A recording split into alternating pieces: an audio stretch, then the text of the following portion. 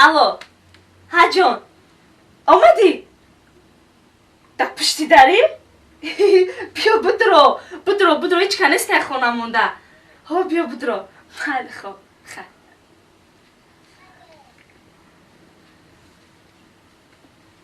ای ماهی بلند در آسمون خانه تو ای سروی روانی بچه دیوانه تو دیوانه منم که از جمال دورم خوش دولتی آن کسی که همسایه توست خوش دولتی آن کسی که همسایه توست همسایه تو همسایه تو من سایه تو من سایه همسایه تو من سایه تو همسایه تو من سایه تو زود خونه ما یو ای رفیده را اگه جفتی این رفیده نیسته او خیلی خیلان روز میگه خیلی زنیم این رفیده نیسته میدون چه این شاکل داوری انگوانگه اینه بی رفیده یفت رفیده تا یه باور که همین روزو رو ما ارزه داشتم که یه بار ما همین رو بیام در همین خونه تون ببینم های پیش خیلی آمد دیدی ما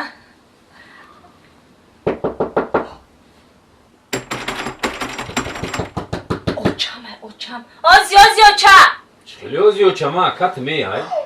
آکامای چه بگریزم ما ای تریزا تریزا ای تریزا بگریز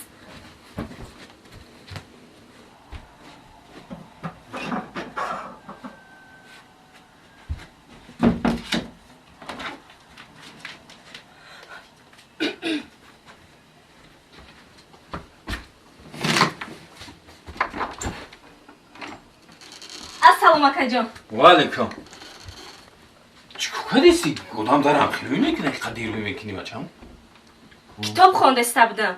کتابی کی را؟ کتابی شاهنامه فردوسی اکا جان شاهنامه فردوسی؟ آفرین خندو تبزه خواهر جان بخون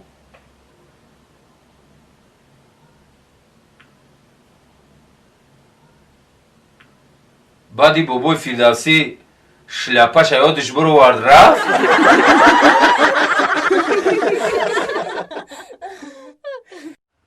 خوش آمدی اکا عبدالرحمن خوش آمدی اکا سلامت باشید اکای سعدی جان اپای منیجه بانو ما یکی از روزنامه‌نگاران بهترین مشهور گازیته محبت محبت بود محبت و آیله میخونه نه گازیته محبت و آیله طول چند سال است که قریب 10 سال شد ما آیله شما رو جستجو داریم اکای سعدی جان اپای منیجه بانو شما چه خیلی آیله مشهور هستین باور کنید فقط میخواستیم که یک بارک اومده در همین ردکسیون ما اشتراک کنید همراهش ما سوال جواب کنیم از زندگی شما خبردار شیم خیرت این خداوند راست آورد یافتیم شما را کوچه‌تون را پرسیدیم انا همسایه‌ها را پرسیدیم نزدیکای شما را پرسیدیم خیلی در برای شما اکای سعدی جان اپای منیجه بانو تعریف کردن گفتن بسیار اولیای خوبن شما خرسندین که ما اومدیم امروز البته رحمت اپای منجبانی یک سوال به شما میتیم میگم به شوهر زن زیبا به فرزند مادر سالم در کار است شما را میگن که همین خیلی در همین اوله همین خیلی زن هسته همین شما را گفتن باز میگن که انا مردی که دوست و رفیق ندارد شوهر خوب شده نمیتواند نه که شوهر شما چه خیلی در زندگی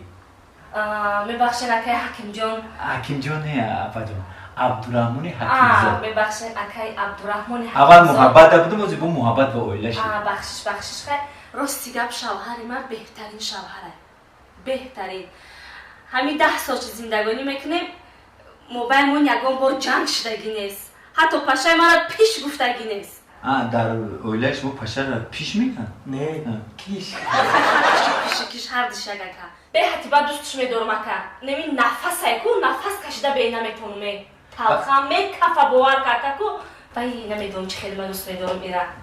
خیلی در هیجان بودم که این خیلی اویلو را ما دیدگی نیستیم چند گروه اومدن یعنی که فقط مشکلی کم بوده برای ما فقط نه یگام چی مشکلی نیست ایمو مشکلی یگام امروز خیلی خرسان شدم باور کنید شما گازت محبت و اولای ما را با مشهورتر میکنه ولی قصه را بخونن با شما را بیان میگه خوب زنه که زور بوده با دوام خیلی شما این نمیرنجین یگام در زندگی رنجگی نیست نه یگام بار موبایل ما یگام چی خیلی نیست یک دیگر فهمی یگان نیگوی بیزی بام نکرد نه یگام بار در نیدید دمی دوامی 10 سال زندگی من داشته همه قواقی نگاه کردگی نیست که باور کنید فقط بخندم فقط مهربانی کردم من مرم در مردکم اینمی نفس کشیدن نمیتونم بیای مردک که باور کنید که این دیسکی لوباف اینمی عجایبات نمیخیلی نمی اگر نبینیم شد تلخه میکنم خیمه معلمی ده خرمین در هر تون در زندگی و خیلی باور کن حلال تون بود زندگی رحمت اکرم همین خیلی بعد زندگی رنگ دیگر میگیره رحمت همیشه عاشق باشید همیشه دوست بدارین خدا کنه که با 10 ساله خوی زیاد شما یکدیگر را دوست بدارین ما ان شاء الله با شما را برای دکس خمون دعوت میکنیم اکا جان در همین دنیا 100 بارگه تولد چاوم کو فقط هم مردک خما انتخاب میکنم شما میخوان که اکای سادی هم با 100 بارگه تولد چاوم اکا جان به حد مردک مهربون فهمو ینگا جان اکای سادی جان اگر شما یک بار دیگر با همین دنیا تولد چین ینگامونا انتخاب میکنی؟ راستی گپ اگه خبرنگار جو کور اساس یک بار گون میکنه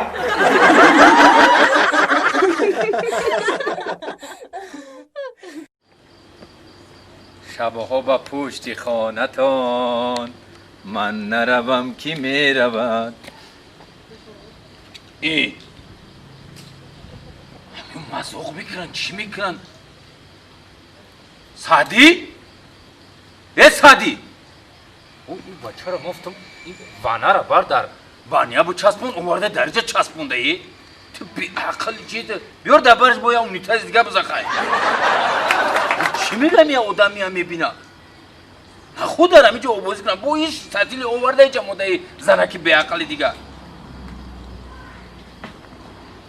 میشتموش هم جو عبوزی کده اینی بویا کس نبیده اینی میگوی ما یادک بوی غفور می ولی هم میبینم میگه خچرانگی ما کده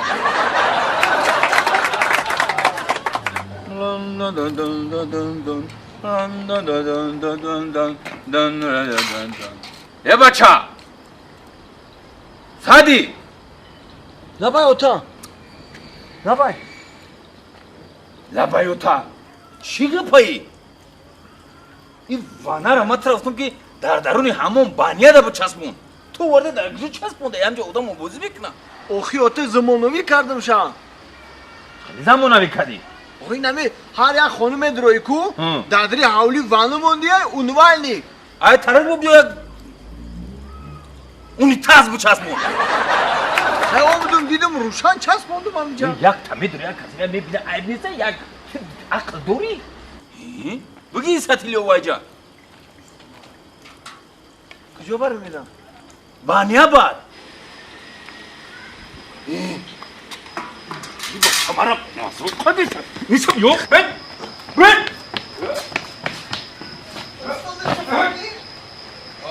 اینجا کن زاست مایتو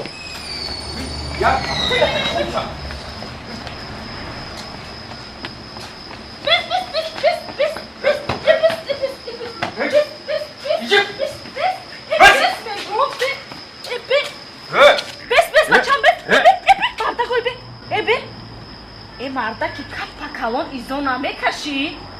ای با نمیدونی 10 سال به فرزند گشتیم بچم گفتی نه بچه دار شدیم همتریش میکنی؟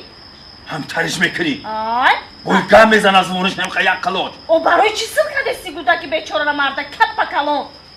گودکی بیچارش خیلی گودک بیچاره یکی او بیچاره یکی تو نگاه کن چیکار کنه ما اور ایکی مگجای خدی که او بازاری جالجم پشتوره کده وارنم که همه گودک هفتم که بر در همون بانیا بچسبونه نه خود چمو وانه را در بیرون بچسبونه نی مودا با همه دی مودا تون مودات خدی بیزار کدی امارا تو مودا ترا مورا بیزار کدی تا مورا بیزار کدی